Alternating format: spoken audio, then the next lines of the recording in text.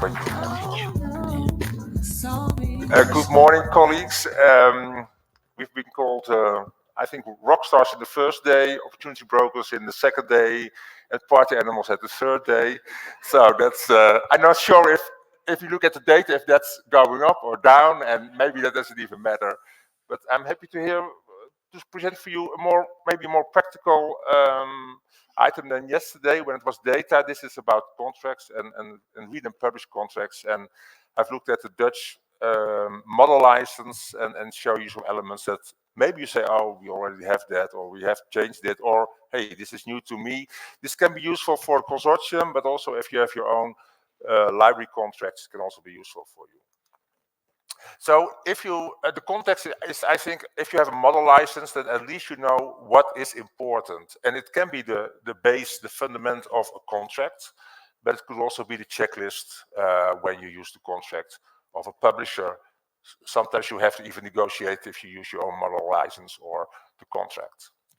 So that's the first one. The second one is it depends also on, do you have a deal, a first read and publish deal, a first open access deal, or is it a continuing?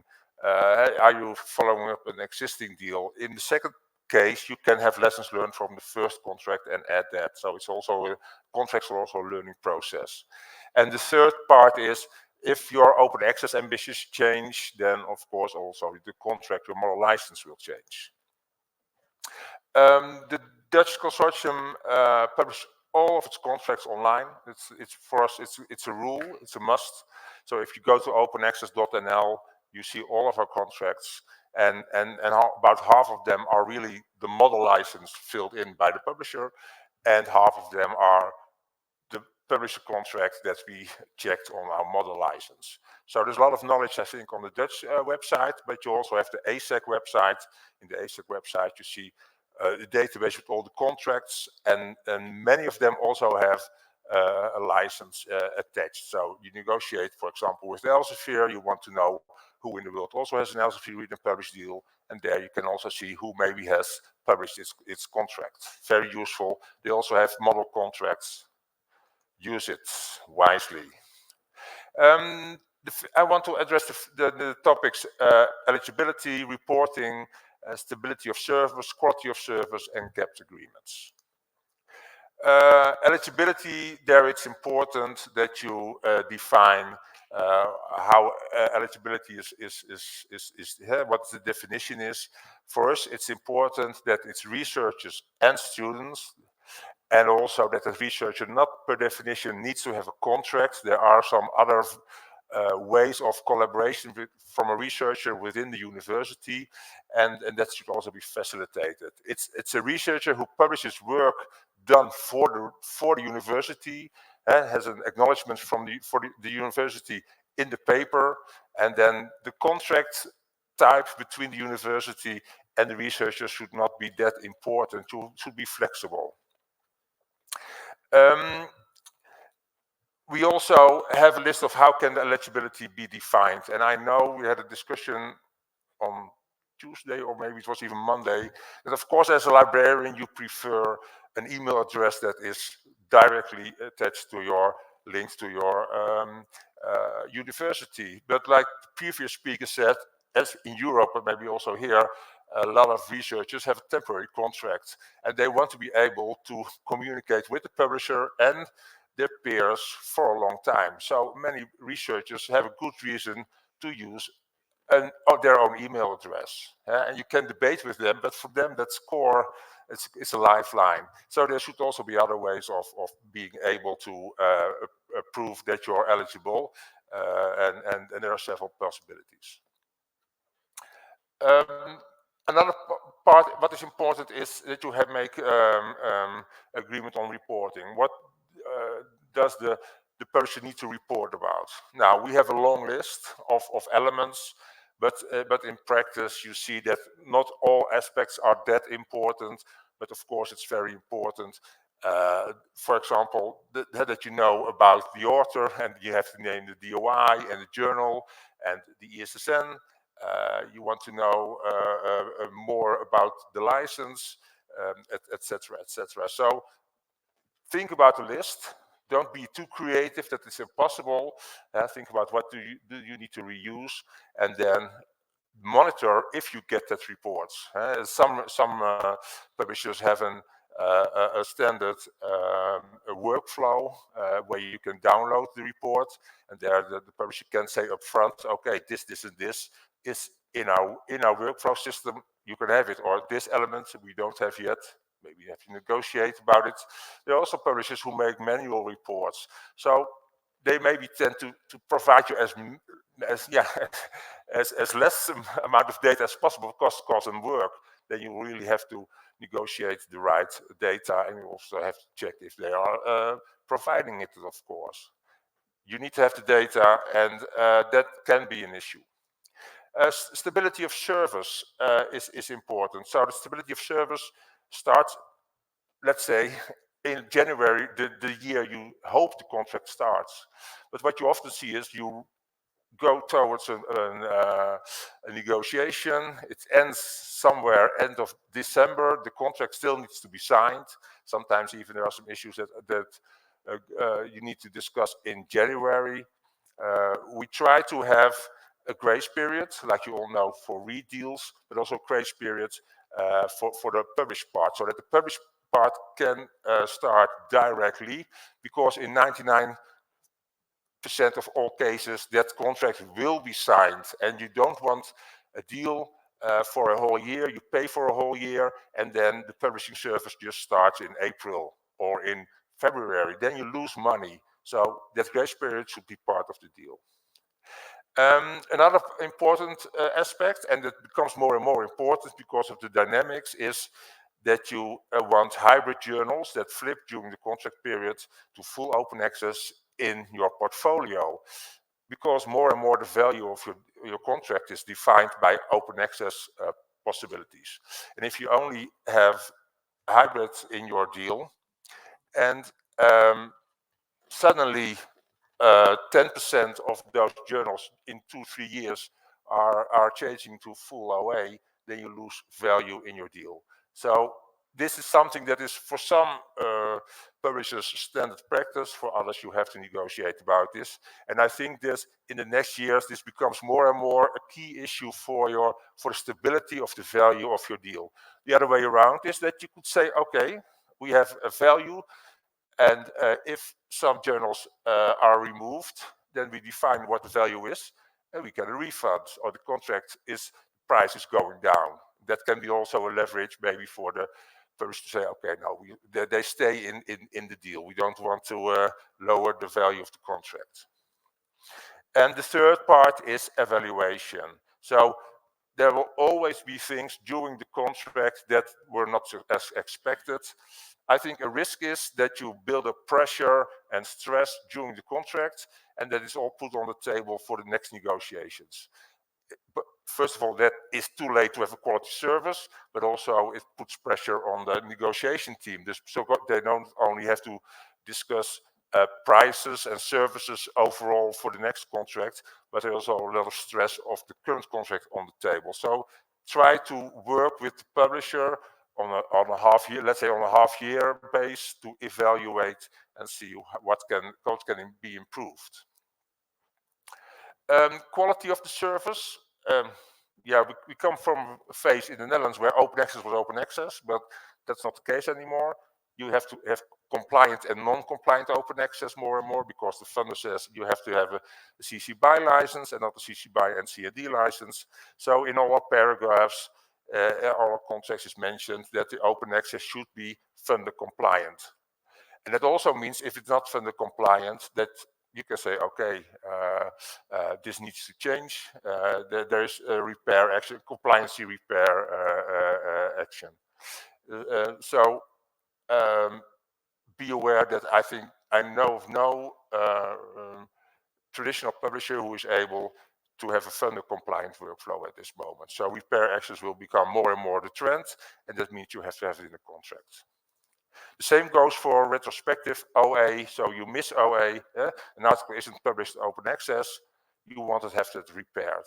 And especially when you have a learning curve, then you want to have this in your contract. I hear too many consortia who say, oh yeah, the uptake is only 60%, and why? And I think you you have to find out why, and if you know the why, then you have to be also able to repair it and not say, okay, this was a learning curve for 3 years, and the next time, hopefully, we succeed, because open access is a big part of the value of the deal. And I'm aware, by the way, that I'm way ahead of time, but this is maybe the bones for the next speaker. Then there is the capped deal, and this is an animal on its own. Of course, we all dislike capped deals with the maximum amount of APCs, but it sometimes is needed because you have a certain value that is calculated into an amount of APCs, and yes, you can pay for more, but there is no more money, or maybe you have the principle of there is more money, but we don't want to pay it, and then there is a cap deal. For example, in the Netherlands, we have several cap deals, including Springer Nature. Springer Nature was the most complex one, because we know in October, November, the cap is reached, and that means that suddenly some processes need to be in place. At the same time, we saw with Lippincott, but also with others, that we had a cap, but the uptake was in the first year surprisingly low. And then, yeah, you don't want to have a cap by year. You want to have the possibility to use that unused APCs in the next year. So you have to have both, address both scenarios. If you publish too much, there should be a good communication, and preferably a communication directly to the authors who are in the pipeline. So some publishers know which authors have a publication in the process when the cap is reached, and others says we don't know, because we only ask for an email address when the article is approved. Then you have to do the communication yourself. But there is a role for the publisher in the communication. What we see more and more, what we try to do more and more, is if we have a cap, to do it on a contract base. So if we have a 3-year deal with 500 publications a year, let's make it 1,500 for the whole contract, and then you be more flexible. And if you look at the past 3 years with the disruption of COVID, you see suddenly there's a spike in 2021. In 2022, there is still you see with some publishers that it's still on a high level, and other publishers you see a drop. And if you then have a cap, then 1 year you have not enough, the other year you have too much, and that you want to balance that. So that would be my also suggestion. Try to have, if you have cap deals, try to do it in a way that the APCs are usable for the whole period. We also have a paragraph that is mainly used. We try to implement this, but the bigger publishers don't want that. But some of the smaller publishers do. If there's a cap deal, that we only count the original papers and the review papers, and that other article types are not counted in the gap. And I think we are in a very fragmented world. We have hybrids and closed, and we have full OA, but most of the deals are also fragmented. Some publications types are part of the deal and others not.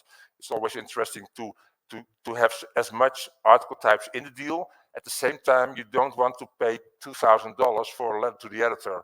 You want to have that for the research and review article. So maybe there's something to negotiate about open access without paying, and we try to do that especially when we have a capped deal.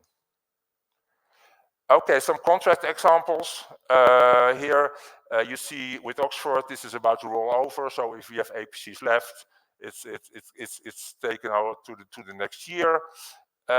This is from Carger, so it needs to be compliant with the funder, and that means that Carger has to repair the license if it's non-compliant. This is Taylor and Francis. This is about retroactively repair. Cambridge about also retroactive, and if a journal is flipping during the contract, then it's still part of the deal. By the way, this is a challenging one, because that means that also now full OA is part of the deal, but full OA is paid at the end of the contract. What if we don't have a new contract with this publisher and an author says, yeah, I was eligible when I submitted it, and now there's no deal anymore and I have to pay the APC. So with full OA, there are difficulties, but still, for the value of the contract overall, it's important to have this. And this is an interesting one from Elsevier. When we negotiated with Elsevier about the portfolio, they were experimenting with the parent journal and the X journal. And the parent journal was the original journal, what they kept as a subscription journal, but they had a spin-off that was open, and they tried to sell the open part in the contract. But you saw that many researchers were afraid that their impact was better at the original closed access journal than on the X version. And we were afraid that that strategy would spread all over the Elsevier portfolio, and that we had suddenly, let's say, a B category journals. Elsevier, by the way, has not implemented that further. But because we were afraid of that kind of portfolio development, we said that we have a KPI, and that is, if we look at all of our publications with Elsevier, your journals need to cover 95% of those articles. So if they change the strategy and suddenly we see a change in behavior of our researcher, then Elsevier has to adapt the portfolio. And that can also be something maybe to take into concern if you have regarding portfolio management, this kind of KPIs about the coverage of the journal portfolio. Last but not least, this is also an example of chasing to full OA. If we look to 2024 and the current negotiations, the most important aspect that we now want to address is ownership of the license. So ownership of the article is already in the contract, but we see publishers who demand transfer of the license when it is a CC BY NC or a CC BY NC and D license, and then they sell the rights to use that license on the CCC marketplace. So it's a CC BY NC and D article because the author don't want commercial use, hand over the license, and then the publisher says in the CCC marketplace, if you are a pharmaceutical company, sorry, this is licensed, but if you will pay, then we give you the right, and we want to have that right back, and also have an agreement that if we have paid for open access, there should not be an alternative revenue model. This is also something we want to discuss in the Berlin 16 conference in 2 weeks, because this is something that I think every consortium needs to address. Final remarks. We see with some publishers like Wiley that have a lot of society journals that are two worlds to tackle. There are their own journals and there are the society journals. It's very important that you know which percentage of this deal is covering society journals and which percent and which not, and have they special requirements? Can they at any time stop being part of the deal? Do they not be part of the deal at all? They have several different demands, so be aware of that, especially with publishers who have a lot of society titles. And the second tip is, if you have a contract model license with demands, present it as part of the negotiations. It becomes very complex if the negotiation team has a high-level agreement, and then the contract manager presents the model license, and suddenly the legal department of the publisher is going to negotiate on aspects on the contract, because then it's January, February, March, and you're still negotiating about the contract. So those are the last remarks. If you have some questions, we have time later on, and use the public available openaccess.nl and ASIC website.